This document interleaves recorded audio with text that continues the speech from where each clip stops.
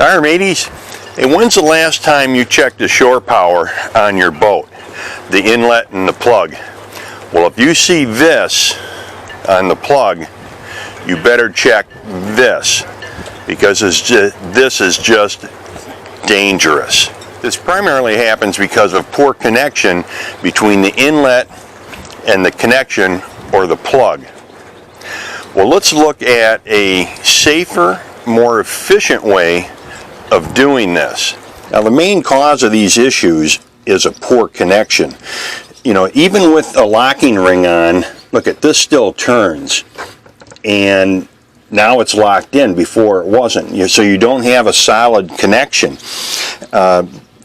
These legacy style plugs and inlets, I mean, they've been around since 1938 and they haven't changed. One of the problems is they rely on the pins to hold the plug in place. And if you didn't have this locking ring, now you've got even a bigger problem with it bending back and forth. And this has been an issue ever since these things were made. Or I should say, until the guys from Smart Plug came along and developed a whole different system for on the boat. And let's take a look at that. Well, now the guys at Smart Plug have come up with a smart plug. It's an asymmetrical inlet and plug, so that it just snaps in, and this is designed to fit into the existing electrical inlet space. You may have to adjust it a little bit, but then it has two locking mechanisms here, and when you close the cover, it locks it. So you can get, just like here, it's the inlet and the plug. Take your old cord, cut the end off, put this on, or if you buy one of their cord sets, which we have here, then you may only need to use the smart plug, and maybe you have one smart plug and you want an extra cord. Well, then all you need is the connector. And if you go to the website, they've got some nice videos on how to install them. We're going to install it here on my boat so you can see. And you can get the cords in this orange color or this white. And let's just take a quick look at this. You see, that's going to be a lot easier to plug in. There's only one way it can go, compared to the legacy style, where you've got to try to figure out which blade is what direction and then how to turn it. Well, let's install the inlets first, and then I'm going to cut my old plug off and we'll put a new plug on. But to install the inlet, you're going to need a screwdriver with a Phillips head. I think it's a number 10. Wire strippers, a utility knife perhaps, and then of course the smart plug. Well, let's see what's inside this. So inside with the plug, here's the Allen wrench it comes with to put our bolts in. There's also an instruction panel. And here, I don't know if we can see it, there's a little wiring guide here, and this is, you can use this instead of actually measuring to have how long you need your wire and how long the stripping part of it is. So let's take this old one out and we'll get ready to put this one in.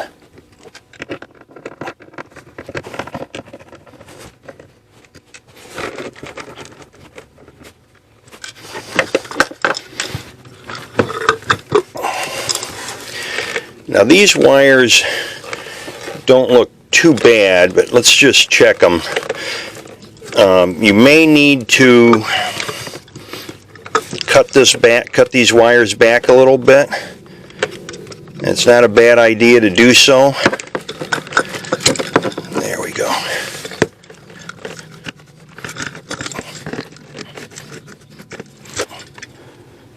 And this one doesn't look too bad, but the other one that I had here, whew, really bad. Let's see if I got enough room here.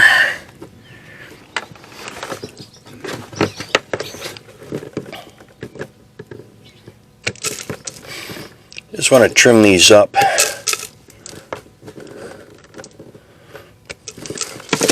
Then the next thing we want to do is check to see that this is going to fit from the old one, because that's kind of, that one was really old. And we can take the mounting plate, check the screws. That's going to be good. I'm afraid I'm going to have to go down below though and get this back out. Well, rather than have to climb below and try to find these wires, I decided to put a string on this. Oh, and look at that, guys. Fits perfectly. Okay, so now let's wire it up and hook it up. I'm going to start by removing the backing plate.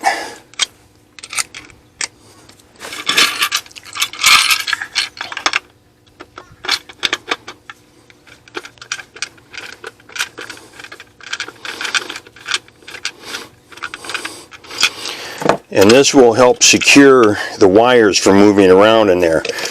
And it's very well labeled. You got green, black, white. We're going to use this.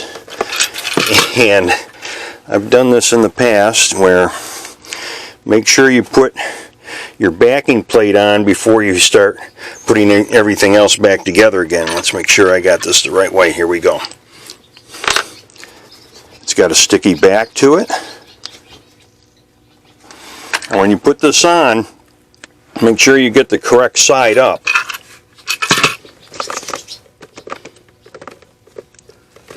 Feed our wires through here.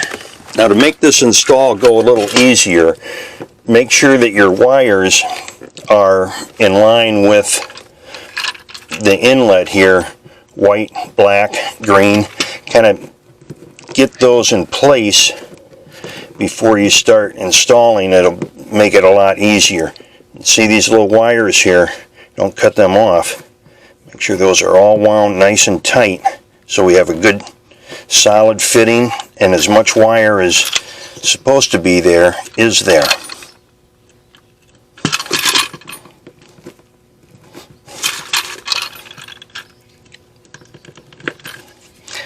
And push the wire all the way into the protective casing. There we are. Tighten it up.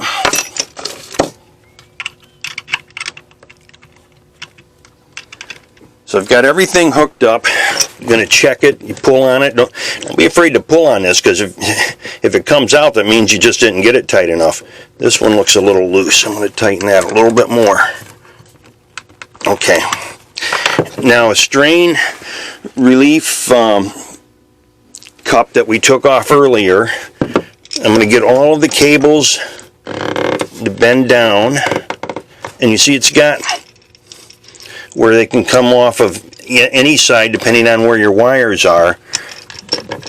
But it's a good thing to put this back on. You don't want wires just flipping around back there. This will help ensure a good connection. There we are. Now I'm ready to set this in place and put our screws back in. And look at this, the screws fit perfectly in the old holes. No re-drilling. I like it.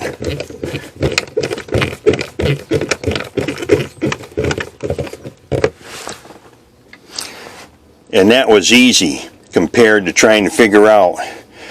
Ooh, that doesn't really look good either, does it? Anyway, which one of these little L's, which one here, which, trying to figure that out. Easier, safer, waterproof, watertight compared to this. Smart plug, it's a smart move. Well, I'm going to install the other one here, and then I'm going to show you how to cut the old end off of your cord and put a new plug in like this.